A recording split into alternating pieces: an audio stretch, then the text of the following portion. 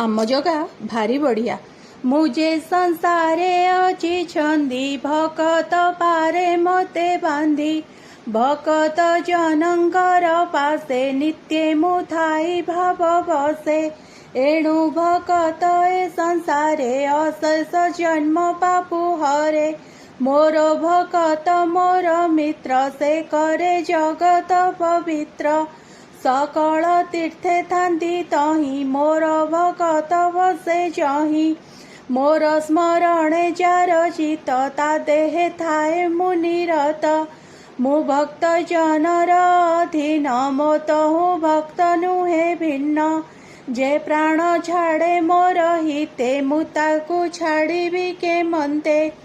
साधुंक हृदे मु बसई से मोर हृदगते थाई